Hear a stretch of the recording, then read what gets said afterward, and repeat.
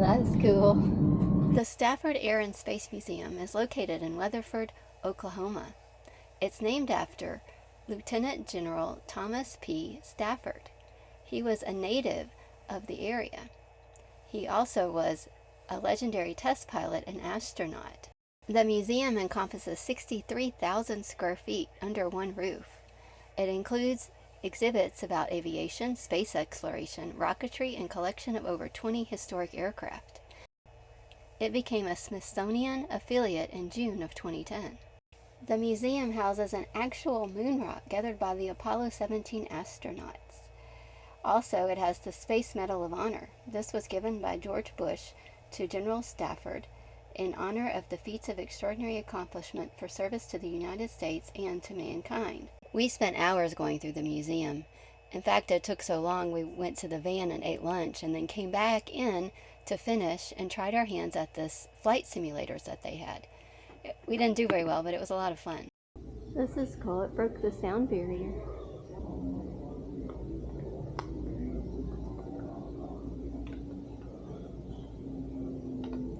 Oh wow, look at all the buttons.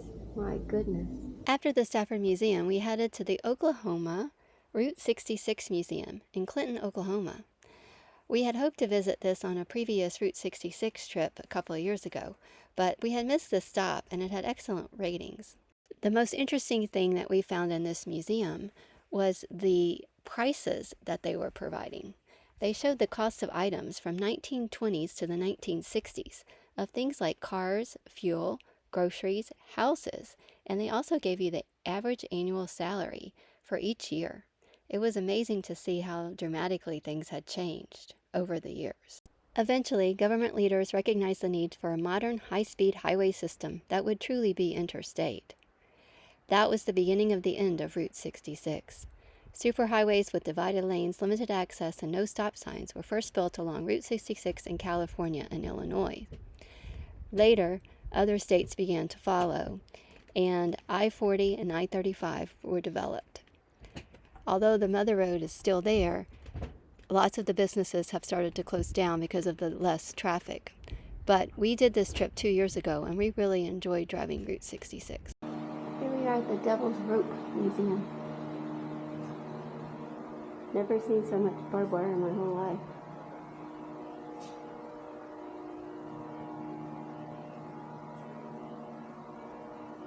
All the different kinds of wires. Decorative fence. There's posts. There's fencing machines. Look at this. All the different kinds of wire. This place is huge. I would not recommend this museum for kids. We ended our day with dinner at the Big Texan. It's located in Amarillo, Texas, and it's famous for the 72-ounce steak challenge, where if you eat it all, it's free. Unfortunately, although our food was really great, and it was definitely no joke, we loved it, but we had alternator problems during the day. So Chuck started looking for options to take our second alternator to have it looked at. And since it wasn't charging our battery in the house bank, we needed to find an RV park as well. So we spent our dinner actually doing research. So we made it to O'Reilly's. We bought the fuse. Chuck found a fuse that was bad this morning, so we're hoping that's why the alternator's not working, but we have a feeling there's probably a reason why it blew, so there's probably still a problem. But we got a whole pack of fuses, so he's putting it in. We'll see how it goes. It ain't working. I think it might have already blown it. Here we are at the White Rock Visitor Center. We have to leave from here on a shuttle to get into the park because it's like not a lot of parking, so they make you take the shuttle in the summer. I think it's from like a certain time in June to October you have to do the shuttle. So we just missed the shuttle. So we have 30 minutes until the next one.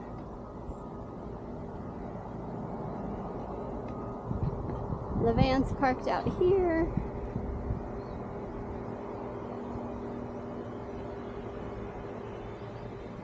So we're gonna grab hats and water and try to call an Alternator place, because the place we bought our alternator from hasn't called back. So that's kind of where we are.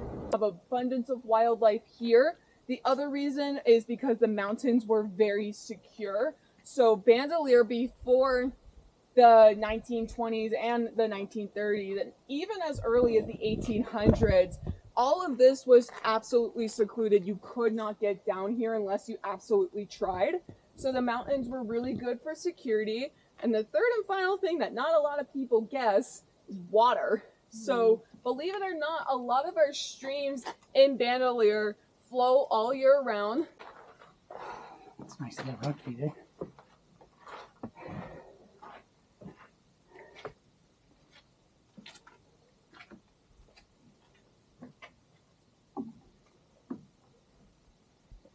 Oh yeah, it's just tiny. Alright, we are going to head way up there to the top when I turn the camera on next.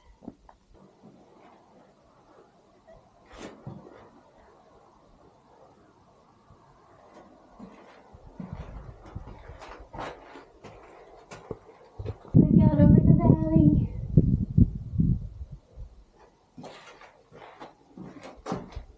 Concave thing in the flat spot. See the bird? The bird over there? This is the Longhouse, number 20. Yeah. I'm talking about the whole thing. So You can see like the whole thing, you know, all the way down. Some petroglyphs. Very cool. Oh, that makes sense. Now I understand. What? Every time there's a little hole, that's where they stuck the tree thing in to be the roof over these. Oh, over the houses. They jammed them in there, and then they support them on the walls that were here. Oh, yeah. I got Two stories. it. These were 2 stories here. Yeah. Okay. Of course, they brought it and fell out. We're on the way to the alcove house. Oh, man. That's a tall one. That one kind of scares me.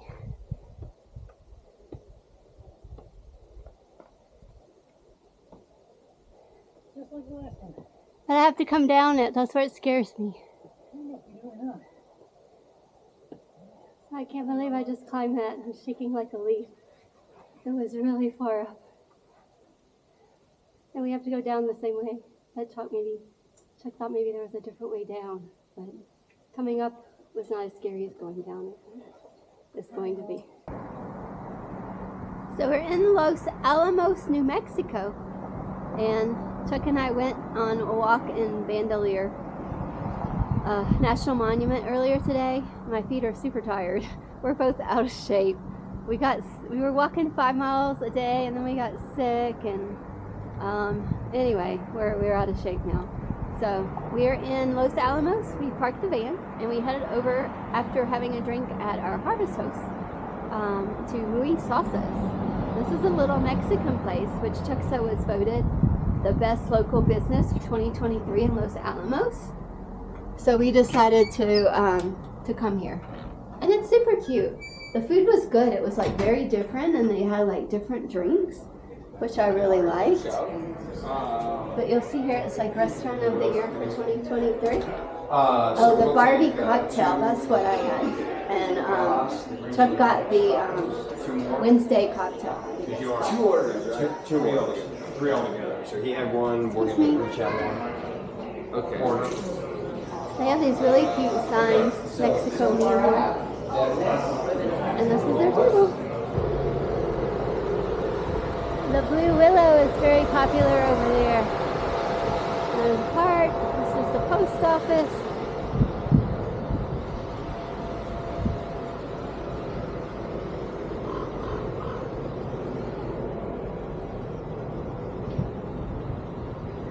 The statue here is beautiful. And then we're back to the shopping center where our harvest host is. Here's our brewery, our harvest host, Bathtub Row Brewing Co-op. We went in already and they gave us a drink, which was super nice. And You'll see all the sunflowers all the way around, which is pretty cool. Yeah. Oh, I was going through the corner, like going through the brewery. You can if you want to go do that. That's fine, we'll just go through. This is all part of the outside of the brewery? But when we first got here at 5, I mean, the place was insane. Lots of dogs here, which is really nice. Hey, doggy. Oh, there's a little puppy. Super cute. And here's the van. We're in our little Harvest Host spot for the night. So the brewery is called Bathtub Row Brewing. And that's because, as it talks about here, the homes were built for the ranch school to house faculty in some classes, and the Manhattan Project buildings were only meant to last the duration of the war, and made the homes on the street seem luxurious. They had only bathtubs in town, thus the name Bathtub Row. And then it talks about J. Robert Oppenheimer, who was in the Manhattan Project. I've heard that his house is here. I think it may be the one down here on the corner. Here we are at Bathtub Row Brewing Co-op. I walked by here earlier, but I want you to see all the sunflowers. I just love, like there's the bathtub, but I just love all the sunflowers. It goes all the way around, and they have that big canopy there. It's really beautiful to sit outside. The temperature is amazing. There's a dog park right across the street, and there are lots of dogs here and lots of dogs at the dog park. So very, very cool place. We came in earlier because we're Harvest Host to Park, and then they gave us a free drink. I had a watermelon cider. It was very good.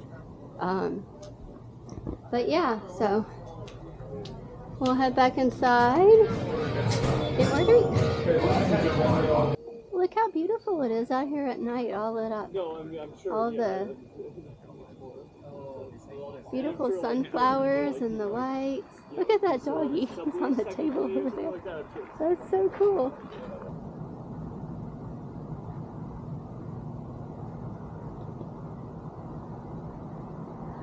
Alright, so here we are at the Alternator place in New Mexico. We got here at 9 o'clock. The guy was able to get the alternator off by 10. This place had really great reviews, and it really wasn't too far. It was about an hour and a half drive from where we were, in the opposite direction from where we planned to go today. But like I said, we have one day to spare. Gosh. Oh, it's totally burnt. Like you guys probably had a drawing a lot of amps or something, voltage spike, or running a lot of accessories at one time. Sitting under a shade tree outside because they have no cell service inside, and there's really no place to sit. But he got the alternator off and took it inside to take it apart, and he must have been okay with Chuck staying inside with him while he worked on it. Hopefully Chuck asked him he's not driving the guy crazy. He said he would have to order parts, or we have to get a new alternator. He may have to order that too. Chuck said we should probably get a backup alternator, so if this happens again, even though it's pricey, we can at least switch it out until they can rebuild a new one somewhere. The alternator place was super nice. They said we could stay there during the night in the parking lot and it would be safe. And the owner even offered to give us his truck to drive to get something to eat with if we needed it. But we walked to Millie's, and it was an awesome place to eat. It is Friday morning at about 11 o'clock, and all of our parts arrived. We had parts coming from 5 different places, so we don't know if they're the right parts, but hopefully it's enough so he can make a new alternator to fix the one we had, and then we ordered a brand new one too, so we have a backup. But they're going to put the one he's remaking on first, just in case there's another problem, we don't blow the new one out.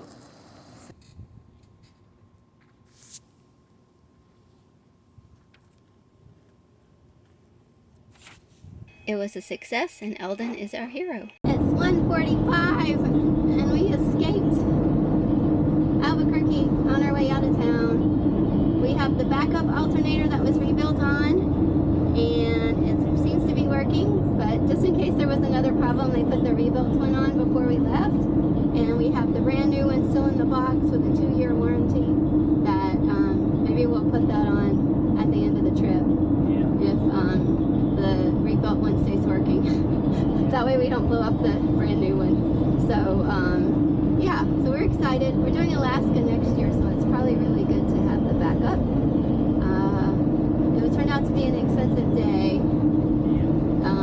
but better to happen here while we were close to Albuquerque, because the guides there were just awesome. Super, super nice. Dropped everything to help us, and really knew what he was doing, because the thing was so burnt up he couldn't get part numbers off of it, and it turned out that it's all proprietary. They say they make their own parts and assemble it, so they wouldn't give us any information from the manufacturer.